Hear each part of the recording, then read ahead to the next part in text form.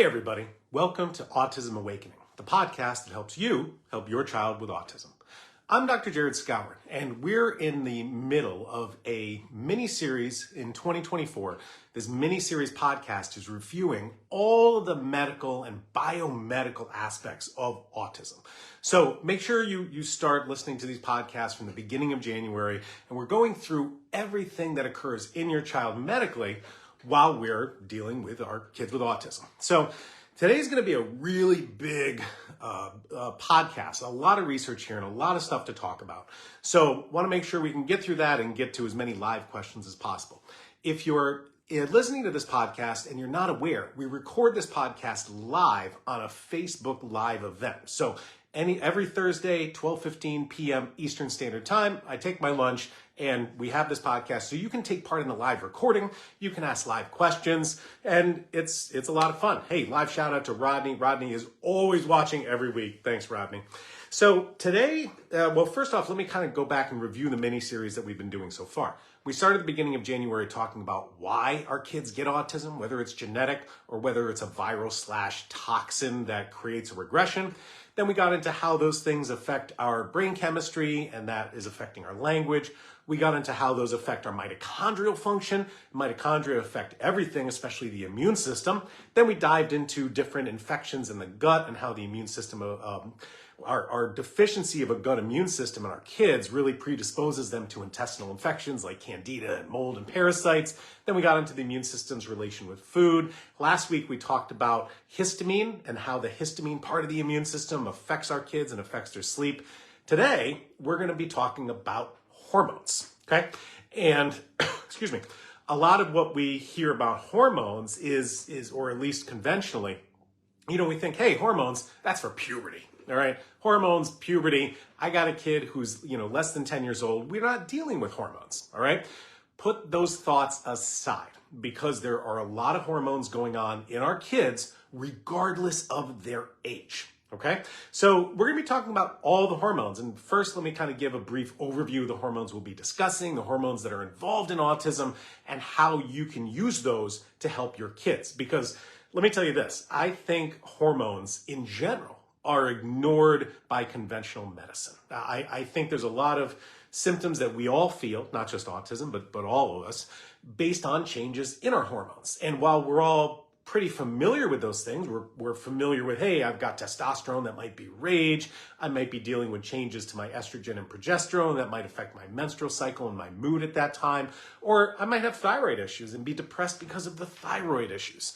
We know all these things medically, but I don't see the association that's created with conventional medicine. So I think this is a huge topic that is being overlooked in our kids with autism, even in the biomedical field. I mean, even in the biomedical field, I don't see a lot of my colleagues dealing with hormones and our kids. And I think it's a really, really important piece of the puzzle. And again, this is a big puzzle. We deal with genetics, we deal with brain chemistry, we deal with the immune system, we deal with mitochondria, we deal with infections.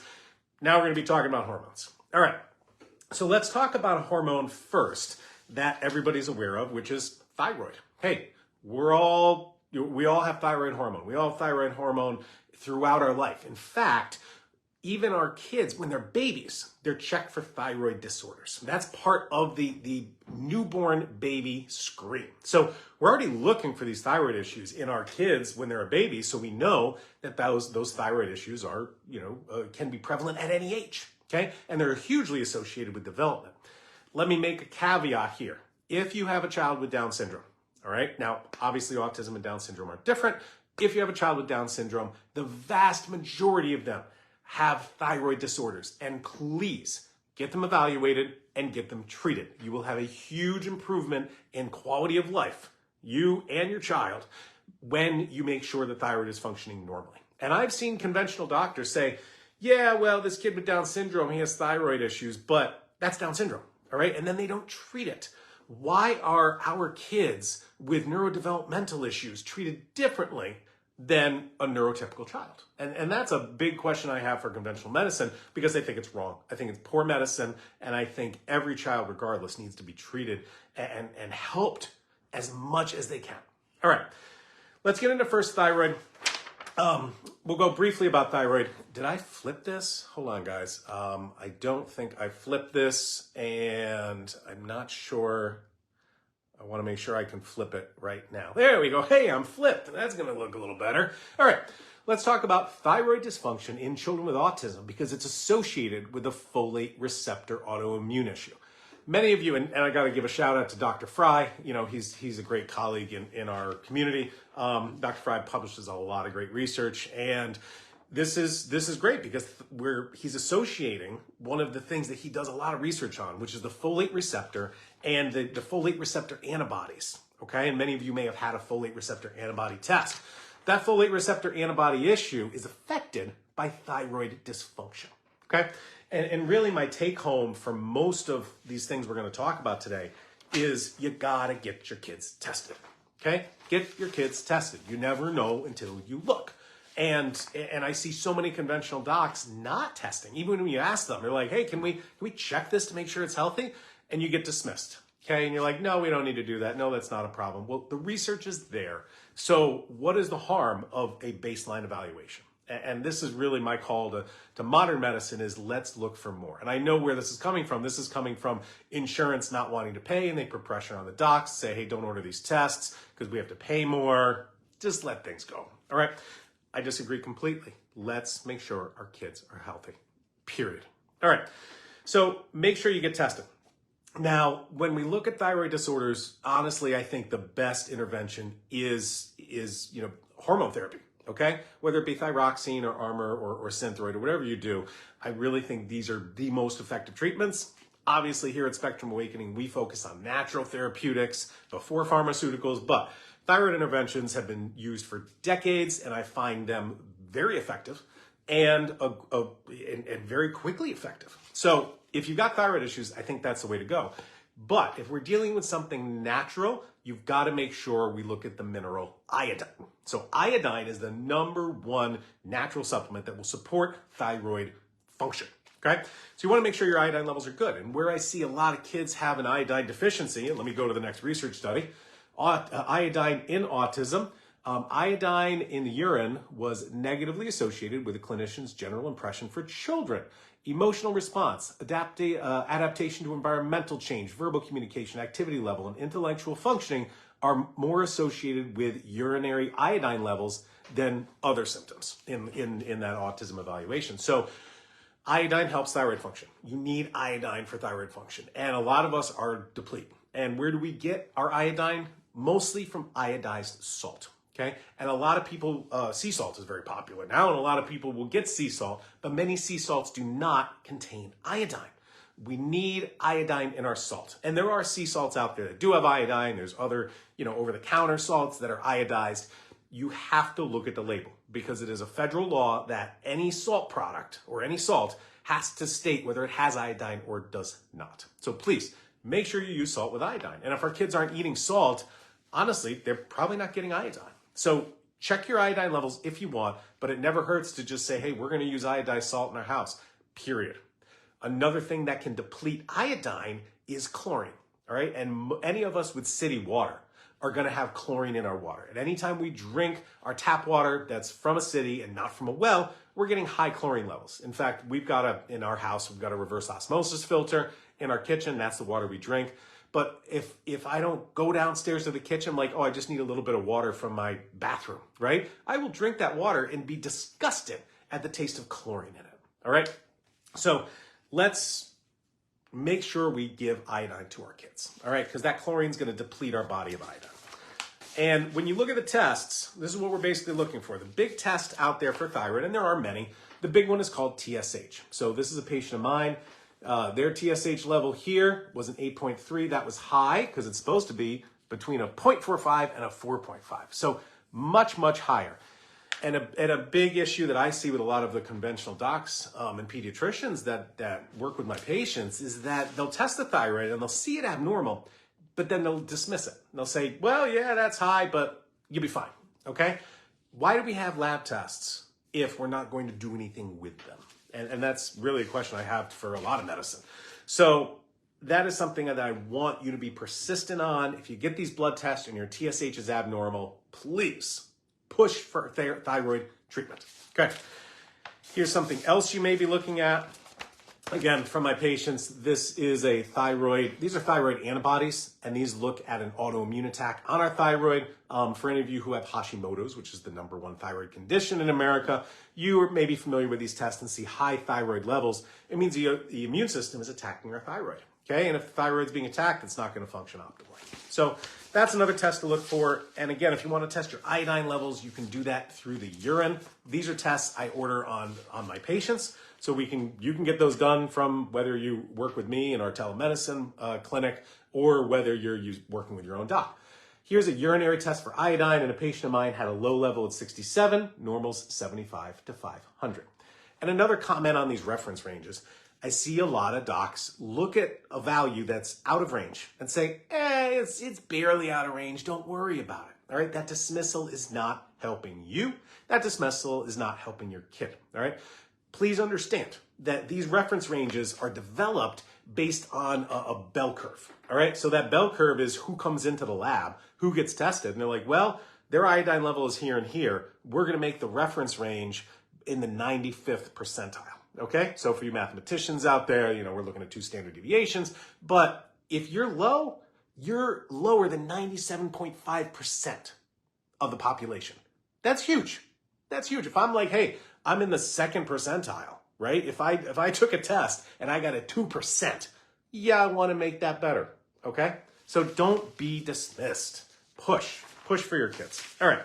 So that's thyroid, and we'll just kind of stop there. But my take home with thyroid is get tested, get screened. All right. Let's move on from thyroid to all the other hormones. All right. The other hormones that we're going to talk about are testosterone, estrogen, progesterone, and cortisol.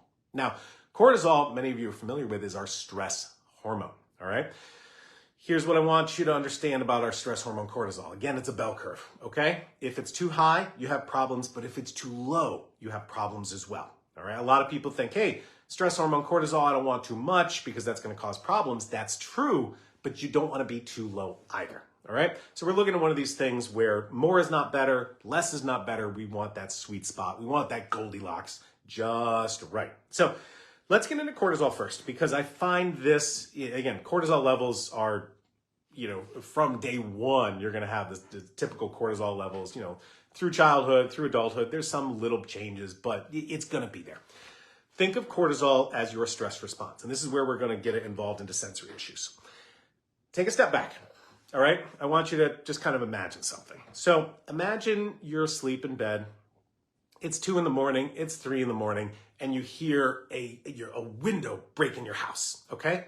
Guess what's gonna happen? You're gonna hear that window break, and your body's gonna be flooded with that stress hormone cortisol, and you are going to be sensing everything you can because you are in fear of danger, all right? You're in fear of danger, a window broke in your house. You're gonna be able to hear every little creak in the house. You're going to be able to see better. Your sensory is going to be on overload so you can protect yourself. All right. And then, hey, you go through your house and you're like, oh, wow, this stick smashed my window. And that's why my window broke. You understand that. You understand that you're safe and your cortisol levels drop down. This is what's happening in our kids. This is what's happening in our kids with autism. They are on high alert mode all the time. Okay, and this is a generalization. These are for our kids that do have sensory cortisol issues, which is a lot of them. Okay, so if your kids are having these sensory issues, put yourself in that space. Put yourself in the space where I think I'm in danger. I think I'm going to get hurt. All right, and my sensations are on overload. Okay, they're turned up to 11 for you Spinal Tap fans, and they are just sensing everything. That's where our kids are at. Our kids are in this panic mode most of the time. So guess what I don't want to do? I don't want to play your ABA games. I don't want to play your speech therapy or OT games or do anything else. I want to put myself in a place of safety. Now, maybe that's my tablet, maybe that's my TV, maybe that's lining up my cars, whatever that may be, I'm putting myself in a safe space. So please take a look at this. And Marlo agrees, so true, my kids are always on high alert. So make that association. All right, here are some research studies on cortisol, because there's a bazillion of them. Here's comparing cortisol stress and sensory sensitivity in children with autism, okay? cortisol was associated higher in some kids, while others is associated lower. And really, this is the only reason I wanted to show this study. There's not much else in the abstract, but it does discuss different sensory profiles of our kids. Some have sensory profiles where the cortisol is too high. Some have sensory sensory symptoms, when the cortisol is too low. All right? So you can have both. I'm just trying to emphasize that Goldilocks of cortisol and sensory issues. Here we have altered cortisol in low-functioning children and adults with autism, and it discusses a significant relationship between cortisol levels and impairments in social interaction and verbal language, okay? Not just sensory, but all this other stuff. And frankly, who wants to be social when we're in panic stress mode, okay? That rock goes through my window and I'm listening. What is it? What's gonna happen? Is somebody in the house? And my wife next to me is like, did you hear that? Don't talk to me. I am in alert mode to save my life. All right? We can understand what they're feeling. Okay, so here is a table from a research study showing cortisol levels in our kids. And again, cortisol problems can be high or low. This graph from a research study, this one down here is cortisol levels in the control group, the non-autism group. And here are the cortisol levels in autism, both male and female. As you can see, in this study, they showed a lot of them are higher. And that higher level of cortisol can be associated with self-injuring. All right, so here's cortisol levels and self-injurious behavior with autism. The greatest frequency and severity of self-injurious behaviors had higher cortisol levels. Okay, next.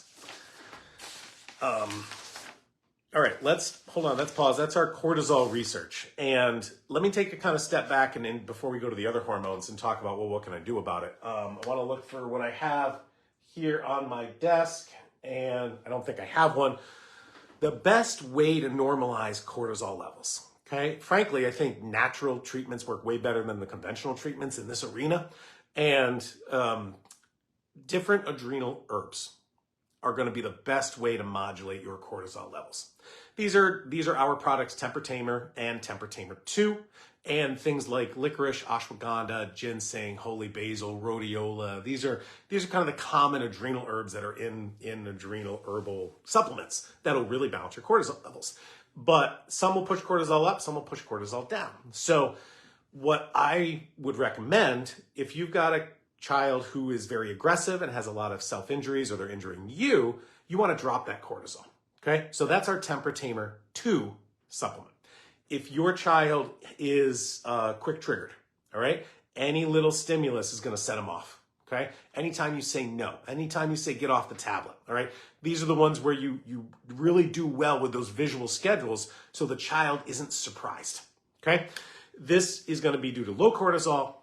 And this is where our Temper Tamer original product, just Temper Tamer, not Temper Tamer 2, is where what I'll use in those kids in my practice. So if you've got somebody with sensory issues, if you've got somebody who is easily stimulated, if you've got somebody who's very aggressive under stress, okay, whether that stress be get off your tablet, whether that stress be, hey, we're going to go get in the car, and they don't know where they're going, right? They're scared. Or you got these kids that, are reacting in school when they're pressured. And a lot of patients will tell me, say, hey, when they're home and just doing their own thing and feel safe, they're fine. But you send them to school, send them to therapy, and they're under duress because there's expectations, there's stuff they have to do. And that's when they react. You're really dealing with a cortisol issue here. Okay. Let's get into the science and the biochemistry of it, because this is really important to understand, especially when we get to puberty. Okay. This is a map of how our hormones are made, okay? All of our hormones are made of cholesterol, period. All of our hormones are made of cholesterol, except for thyroid, all right? And cholesterol becomes a hormone called pregnenolone, all right? This is probably one that most of you haven't heard of. It's not discussed a lot, but cholesterol becomes a hormone called pregnenolone. Now that pregnenolone can either become progesterone and cortisol, or it can go and become estrogen and testosterone. So this is important to understand, because we're going to be trying to figure out where in this map is going to be the best place to intervene and help with our kids, okay? So this is why I keep this out. I'll be referring back to it in a minute. But let me also say this. Boy, Roz just said, wow, my son 100%. Trust me. It's cortisol. It's cortisol. Try the temper tamer supplements, whichever one, or get your cortisol levels tested. It's a simple urine test, and you're going to see a fast difference. If you don't, and I have people who've tried the temper tamer supplements and they're like, you know what, it didn't do anything. Those are the kids that are going to have gut infections. That's why we've got it. That's why I'm making this mini series podcast in this order. We got to deal with the gut infections first. Okay? Because if you don't and you try these adrenal herbs, you're not going to get anywhere. It's not going to hurt them, but you're not going to see the benefit. Okay? All right. We'll go back to that. That's an important one to know. Let's get into testosterone. Now, for years, for decades, medicine saw autism and said, hey, this is mostly boys. Yeah, it's a 4-to-1 ratio boys to girls. All right. And the immediate thinking, and this is very male medicine dominant thinking is, well, there's more boys, so it must be a problem with their testosterone. It must be me. All right. And this is the male chauvinistic medical system we live in. That, hey, there's boys that are a problem. The problem must be testosterone because everything revolves around me and what's going on in me.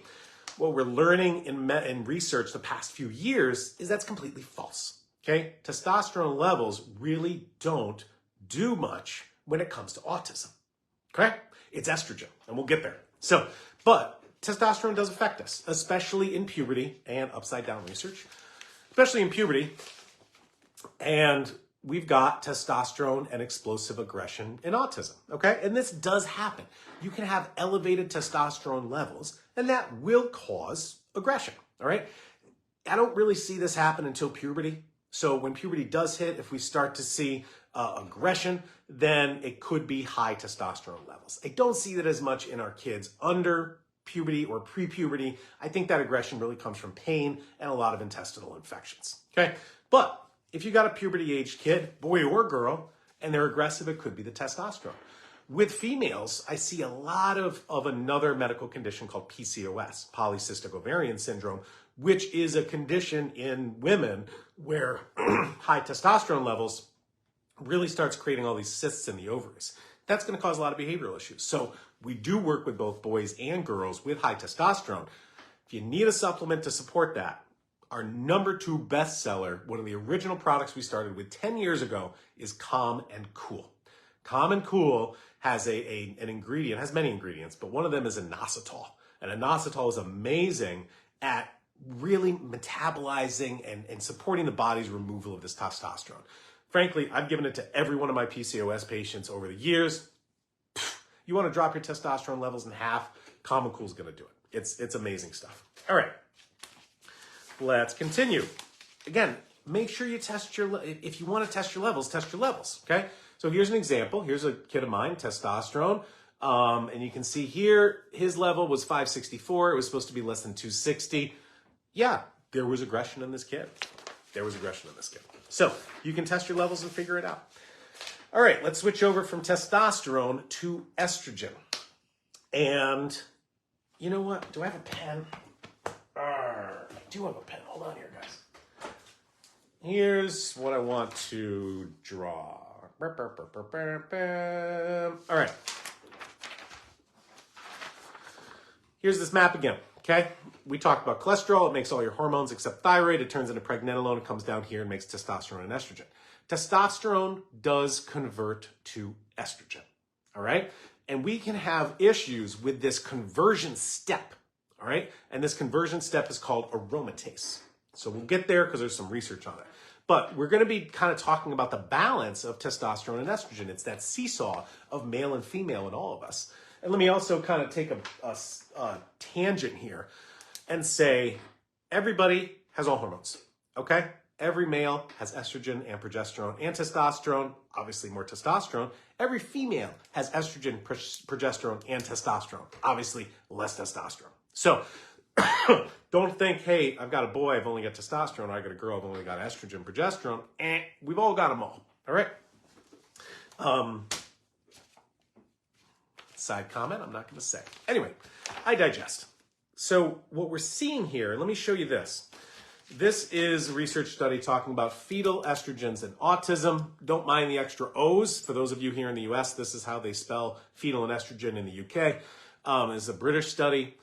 Estradiol, estrone, and progesterone had the largest effects on autism likelihood. Let me just repeat that. Estrogen, estrone, and progesterone had the largest effects on autism likelihood. These results for the first time show that prenatal estrogen contribute to autism likelihood. And it's actually an estrogen deficiency that is affecting autism. Okay, it's not a testosterone excess. It is an estrogen deficiency. And this, I think, is really going to be a great new treatment intervention for a lot of our kids. There's no research on it yet. It hasn't been done. We're not giving birth control to kids with autism and see if it helps them. But we've really got to go down this pathway. So what I tell my patients now is a great way to support estrogen effect in the body is two things. Number one, we've got to reduce endocrine disruptors in our world. And this deals with toxicity, which we're going to have a Facebook Live on either next week or the week after.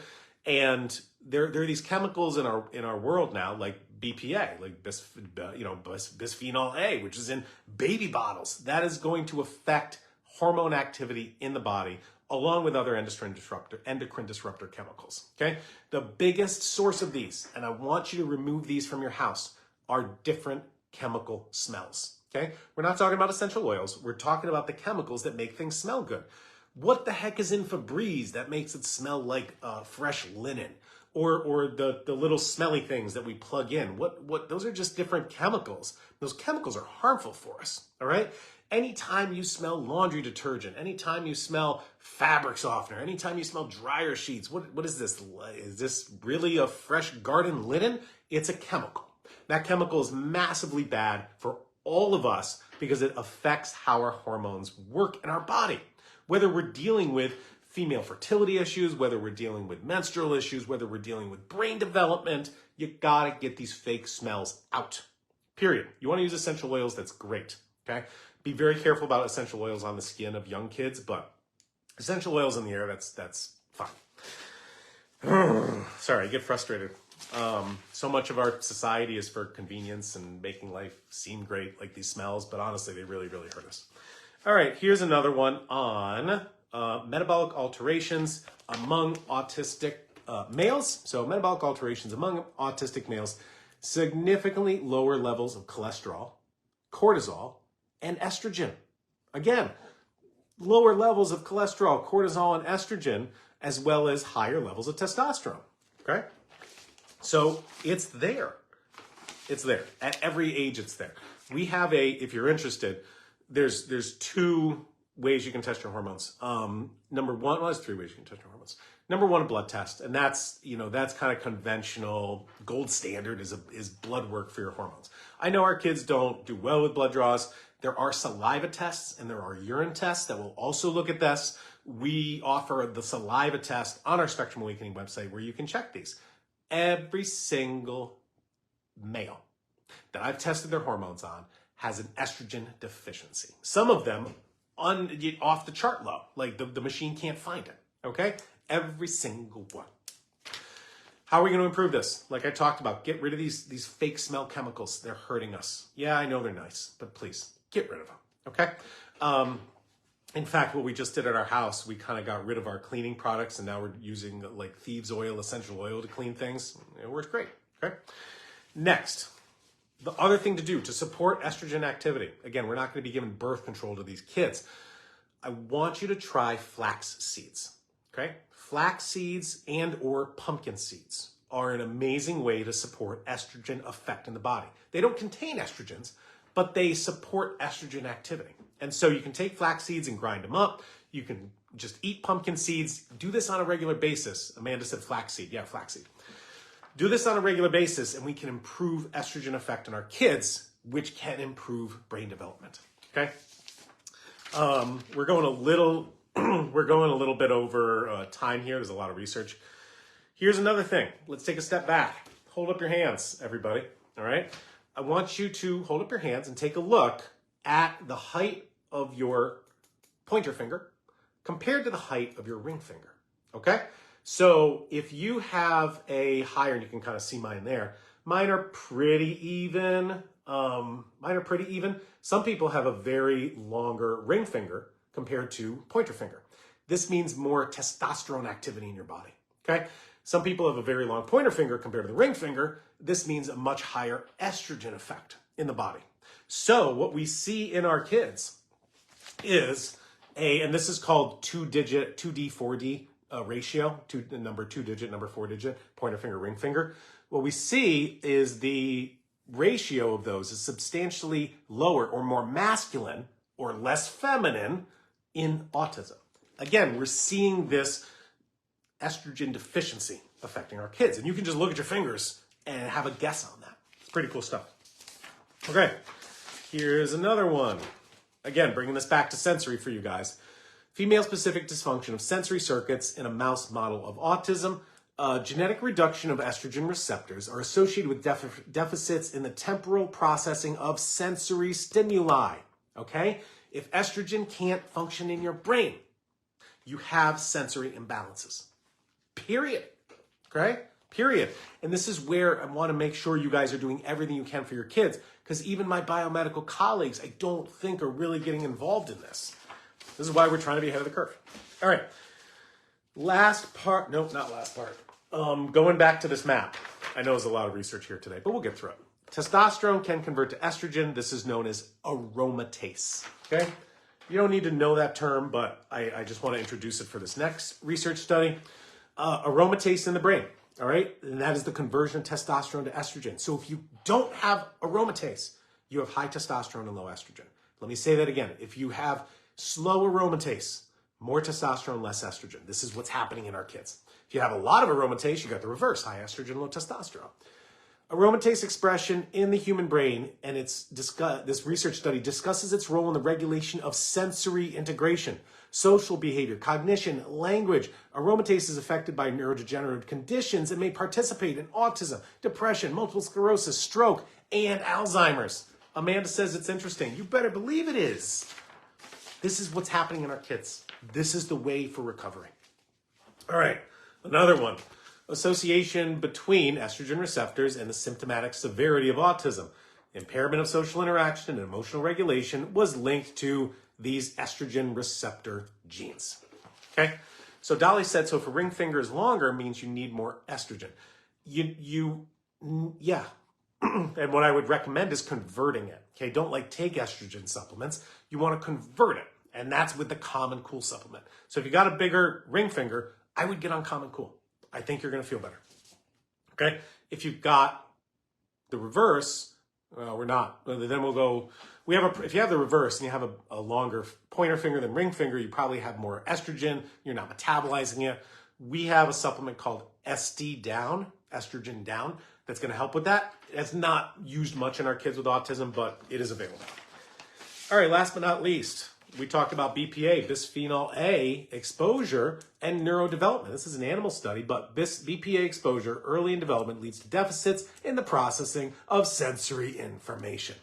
How many of our kids had baby bottles with BPA in it?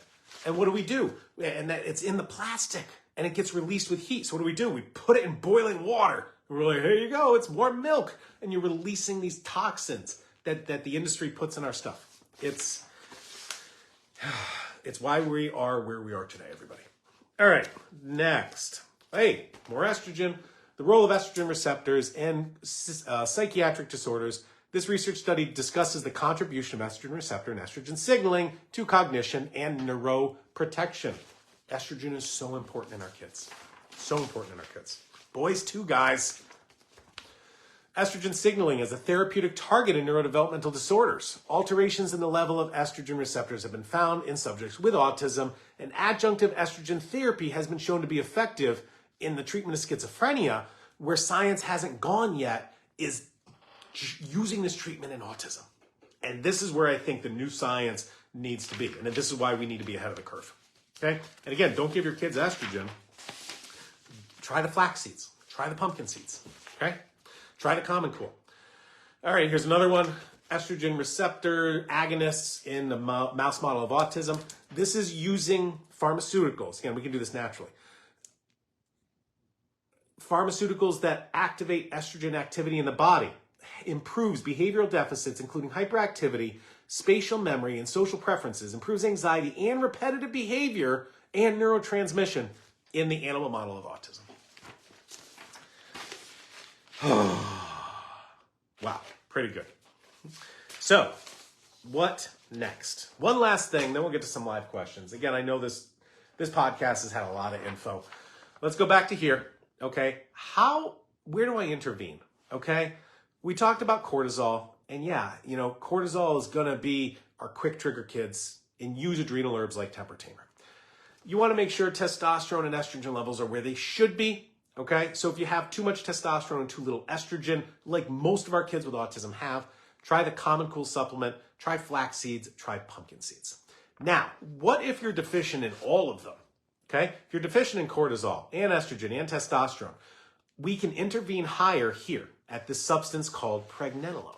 Now, let me kind of tangent off here.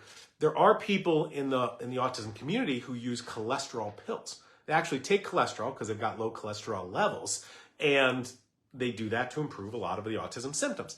When you do that, you got to get blood draws very often. There's concern about cardiac effects. So I'm not a huge proponent of the cholesterol pills because I can intervene here. I can give this substance pregnenolone. In fact, we have it as a supplement. Even though it's a hormone, it's registered as a supplement by the FDA. So we have the supplement called Pregnenolone Calm. This is the hormone pregnenolone. It's 30 milligrams per pill, okay? You can take this hormone and support the production of everything across the board, all right? Why would I want to do that? Well, here's a research study on pregnenolone in adults with autism. Pregnenolone yielded a statistically significant improvement in the aberrant behavior checklist. Okay? Pretty cool stuff. You can also test your pregnenolone levels if you want. Here is a study from one of my kids. There's a pregnenolone level. It's a 13. It's supposed to be between 20 and 140. They're in the one percentile. 99% of the world has higher pregnenolone levels than this kid. Support it. Support it naturally. Okay? All right. I think that's all our research. You know what I didn't print out? I didn't print out the coupon of the day. So let me write down that coupon of the weekend. Excuse me. And let's see, what's the date today? Is this the 7th? So 8th, 9th, 10th. You're going to use coupon code. Now we'll get to the live questions. Coupon code HORMONE20. That's going to expire March 10th. It's going to get you 20% off any of the supplements, any of the lab tests on Spectrum Awakening, the Common Cool, the pregnenolone, the SD Down if you want it, the hormone saliva test, any of our supplements and lab tests, even the bundles. You can use the coupon. And of course, we've got free shipping in the US over $50. We do distribute internationally. Customs has kind of been causing problems for us. For those of you in the EU or the UK, we've got a distributor, MandyMart, and they're great. And they've got almost all of our supplements if you're interested. And you don't have to pay for those extra shipping and customs fees. All right, let's get to the live questions. While I'm going back to the live questions, let me just kind of summarize. A lot of our kids have sensory issues, okay? And there's a lot of great therapy things that you can do to help not feel that sensory overload. But I want you to associate that sensory trigger with fear, okay? I am so scared, all my senses are turned up, okay? And again, we talked about how we can feel that if we're asleep in the middle of the night and a window breaks in our house, and like, whoa, I'm gonna hear everything, I'm gonna see anything, and don't talk to me. I'm trying to keep myself alive. This is the heightened fear state and the physical fear that our kids have that are sensory issues. It's involved with cortisol or stress hormone. It's involved with estrogen deficiencies. And there's a lot of different hormones there that we can test and modulate naturally. And don't forget thyroid. Thyroid affects a lot of our kids. You got to screen for it. You got to treat it if appropriate. And of course, Spectrum Awakening and my telemedicine practice, we specialize and focus in natural treatments, not pharmaceuticals. But if you have a thyroid condition, and if my daughter had a thyroid condition, I would put them on conventional therapy because it's been around for decades, and I feel it's extremely effective. All right, live questions, whatever we have time for. Live shout out to Rodney, live shout out to Aisha. Jasmine, good morning. Charlie's had a lot of eloping lately. What do you suggest? He's been improving so much in other ways. I'll be scheduling our follow-up soon. Well, that eloping, I wonder if it's pain. Make sure we look at gut infections for the eloping. Or do we need to kind of just calm them down and chill them out from a neurological perspective? Have you tried our Calm and Cool or our Spectrum Tranquility or our Super Serotonin Support? Kind of go from there. But I always look for gut infections when it comes to pain levels in a kid who's like looking to distract themselves. Colleen, live shout out. Victoria, hey everyone, my son's functional provider suggested your products just started anger management this week. That's awesome. I am so glad. Diane, live shout out. Futura, live shout out. Scarlett, how do you feel about glutathione injections for autism? They can help. Yeah, I mean, glutathione is an amazing antioxidant, and a lot of our kids need that. So yeah, glutathione's great. We have a glutathione cream if you don't want to deal with injections. Do I have it up here? Hey, I got it up here. Look at this. I had all my supplements here on my desk once upon a time, and then I use them, and my family uses them, and then they disappear. All right, glutathione cream. If you don't want to do injections, we got a cream. Diane, does checking hormones by saliva the same as blood? No, blood is more accurate. Blood is the gold standard.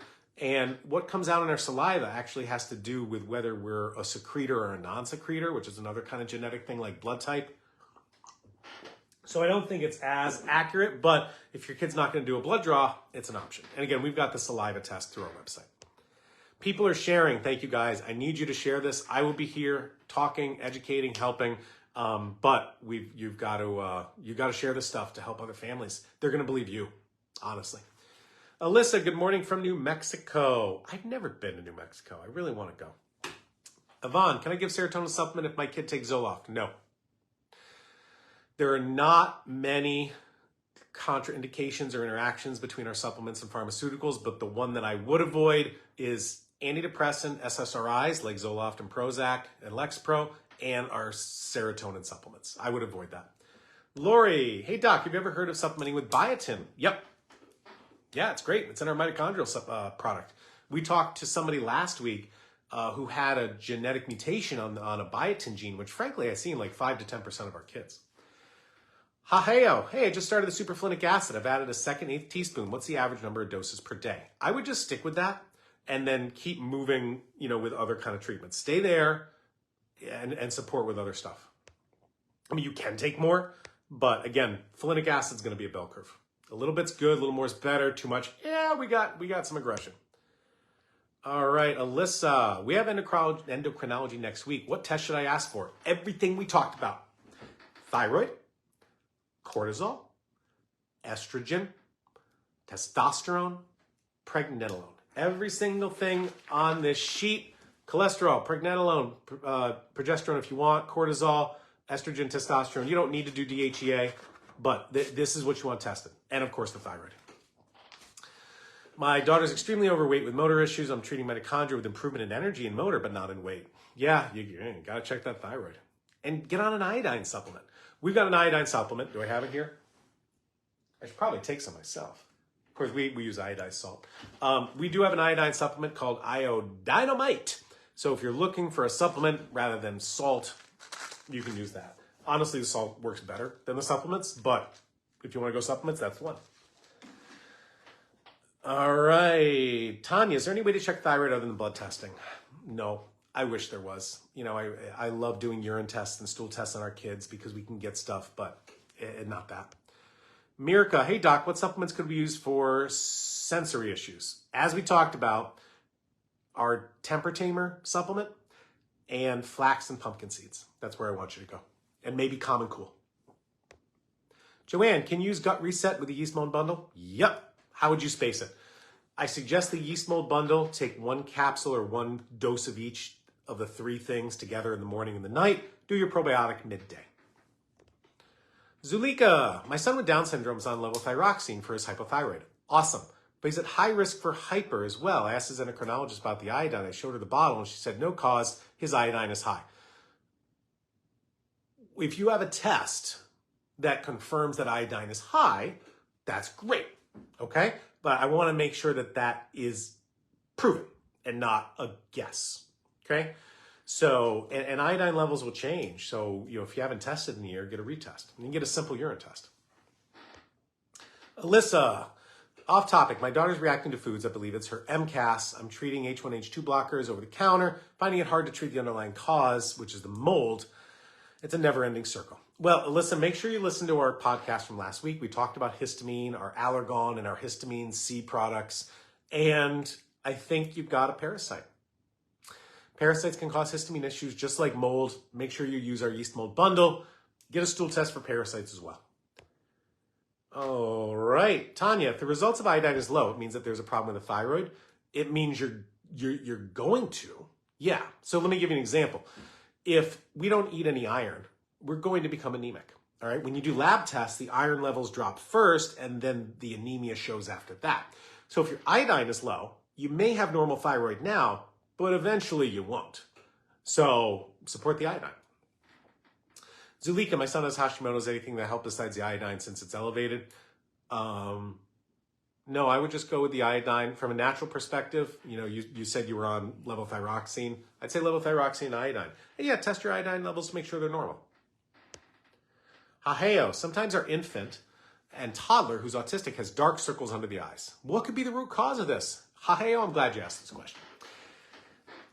Once upon a time, I was in medical school and I was reading a conventional pediatric medical textbook. And it said dark circles under the eyes are caused by an IgA deficiency.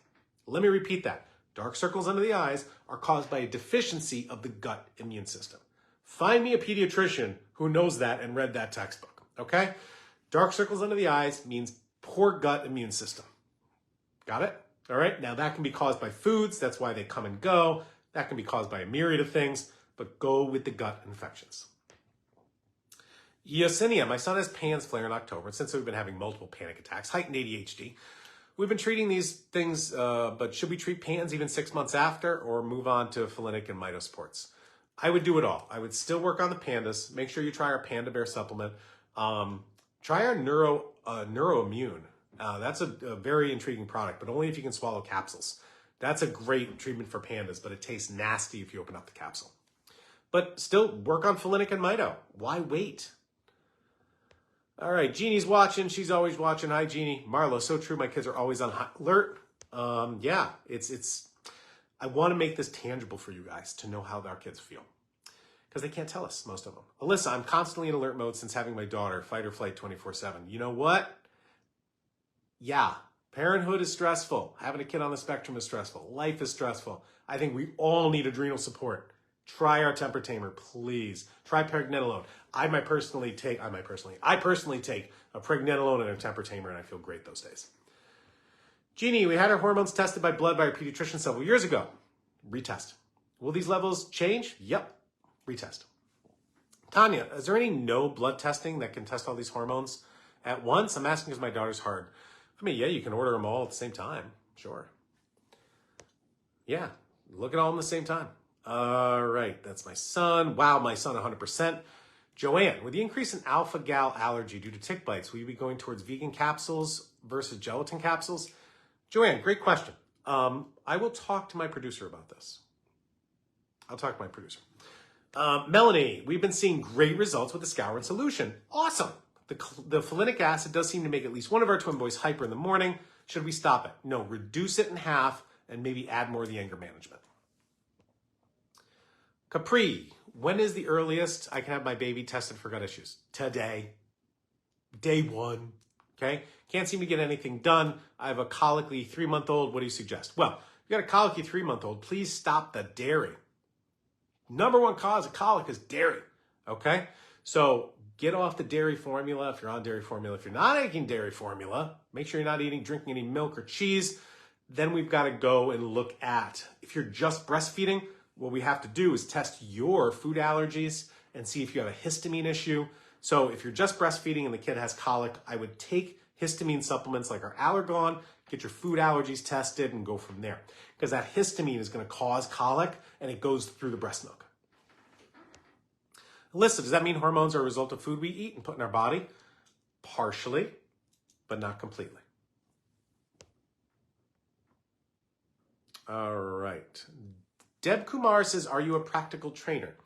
I don't know what that means, but I'm not going to be limited. Maybe I want to be a practical trainer. Michelle, our boy started getting pubic hair and under the arm hair at age 6. What hormones? Wow, testosterone.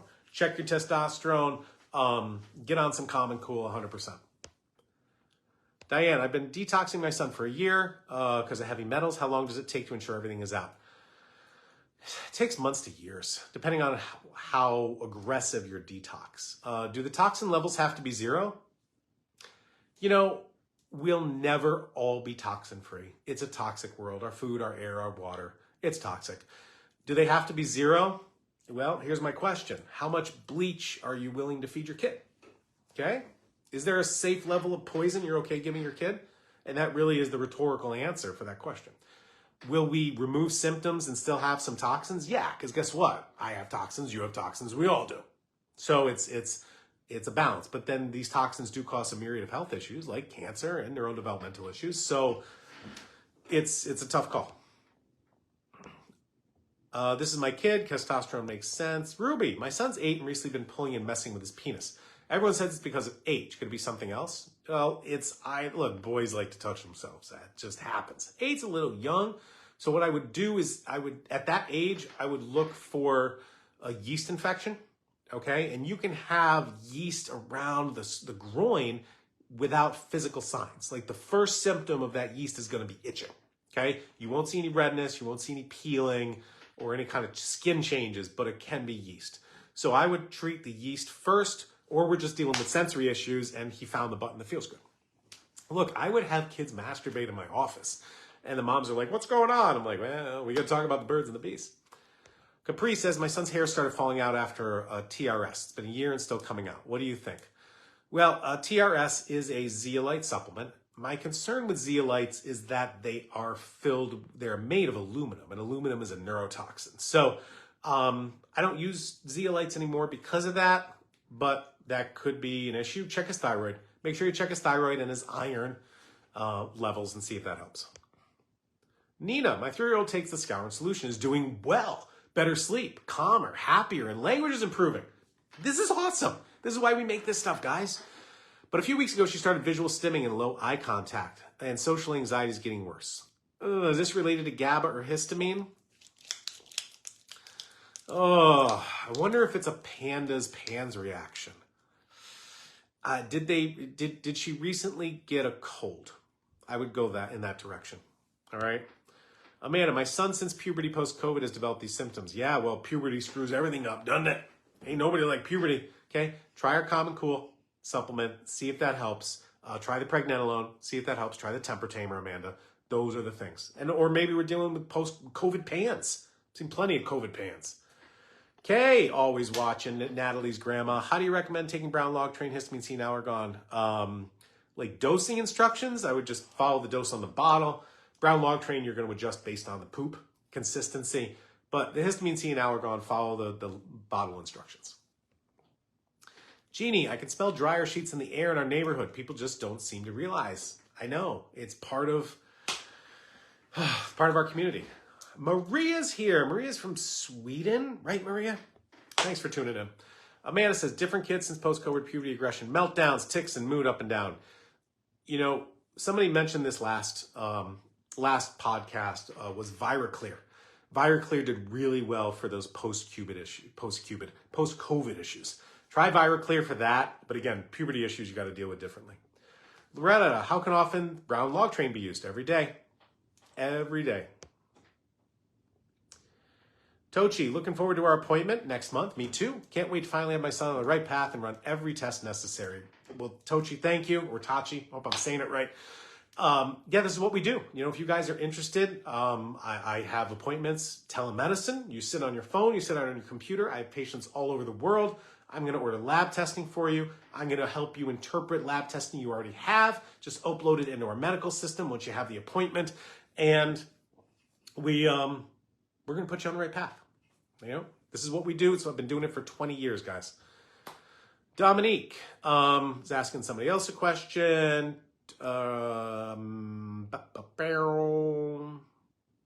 Alyssa, do you think girls should take birth control when old enough? No, I don't like birth control.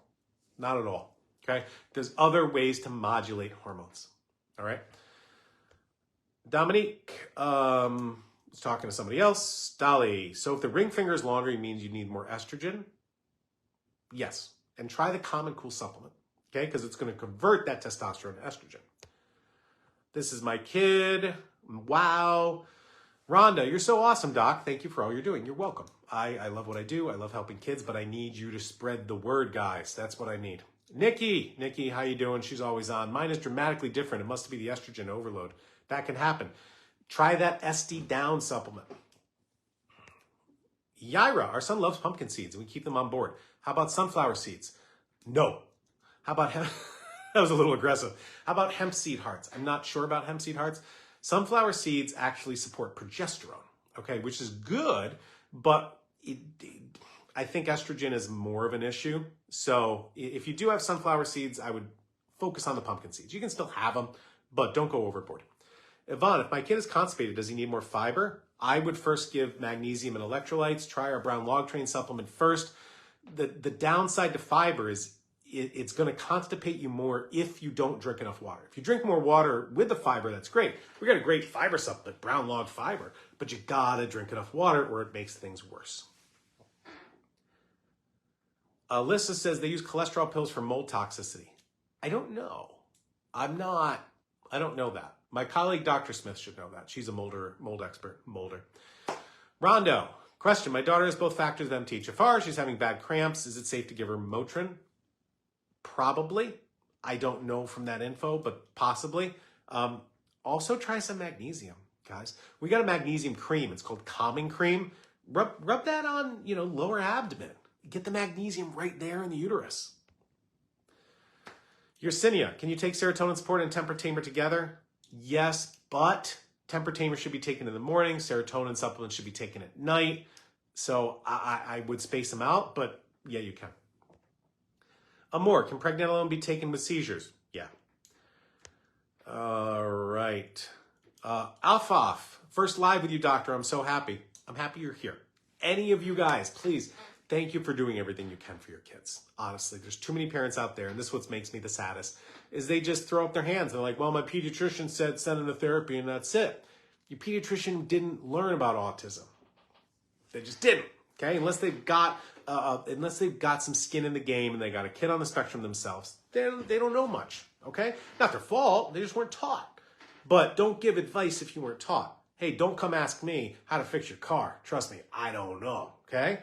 But go to a specialist. Mirka from Romania. We got a lot of Romanian lovers out there. Let's see. Jasmine says, thank you. Michelle, what are some helpful tips for the least dramatic blood draw? Oh, man. I want to say sedate them. Give them some relaxants or something. And also get some numbing cream. You can get numbing cream, like on Amazon, over the counter. Rub it on their elbow, boobity bing, and it's not going to feel it as much. All right, everybody. Couple more questions, then our hour is up. Dolly says, tests show low normal T3 and T4. What would be good? Iodine. Try some iodine. Michelle, T4 is low depending on the day. TSH and T3 normal. That's good, but again, iodine. Leslie, what if fingers are the same length? Like mine. Then we've probably got a decent balance of testosterone and estrogen. This is just a guess, but you still confirm with lab tests. All right, last question, everybody, just because of time. Diane said, my son has low copper and zinc in the normal range, but not optimal. Take some. Let's be optimal. Again, remember that reference range. If you're at the low end of the range, you're at 2.5 percentile. Boy, I sure would rather be 50th percentile. I sure would love to be in the middle of that bell curve. I sure would like a bullseye in that dartboard. It's okay. You don't have to be deficient. Barely deficient is not healthy. Okay.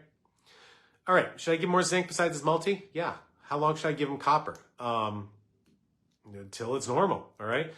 Zinc and copper are normally given in a 10-to-1 ratio. So for every 10 milligrams of zinc, you're going to do 1 milligram of copper. So if you're on 4 mgs of copper, I do 40 milligrams of zinc. You get the idea. All right, everybody. I got to wrap up there because of time. I love answering your questions. But, all right, let's summarize. Hormones are important for us all, especially important for our kids. All kids have all hormones at all ages, just differing levels depending on puberty or not puberty. An estrogen deficiency, not a testosterone excess, is contributing to autism. Okay? This is only worsened by our endocrine disruptor chemicals in our world. So number one, what do we do to help our kids? Test. Check your stuff. Okay? Test their stuff. It's usually blood tests. We do have some saliva tests for hormones, which we have on our website. But find out, identify, learn, open it up, take a look inside. Okay? Since most kids are deficient in cortisol, which causes sensory issues, if most kids are deficient in estrogen, which causes sensory issues, support those, okay? The best way to support cortisol is with adrenal herbs, like our temper tamer supplements. The best way to support estrogen is with our common cool supplement and flax seeds and pumpkin seeds. If you're deficient in all those hormones, then look into pregnenolone, which I've got here. Again, pregnenolone is a hormone that most people don't know about. Most doctors don't know about this, okay? Pregnenolone is going to support the production of all hormones except thyroid, all right? And has research to help with autism. All of this stuff has research to help with autism. That's why we show the research. Show the science that's there. Don't believe the naysayers that say there's no science, there's nothing. Just go to therapy and wash your hands clean. No, there's too much that can help your child. So, thanks for tuning in. Don't forget the coupon of the weekend, which is Hormone 20. Hormone 20 gets you 20% off any of the supplements, any of the lab tests on Spectrum Awakening, expiring March 10th, 2024. Thanks, everybody, for holding on. I know this was a heavy science podcast. Tune in next week. We're going to have our next one. I forget if we're doing toxins or something else, but we're going to wrap up this mini-series at the end of March, and then April is Autism Month. And our biggest sale of the year, Black Friday and Autism Month. So we'll be ramping up for that. Got a new ebook on the way. It's going to be great. So thanks for watching. Thanks for sharing, everybody. We'll see you next week.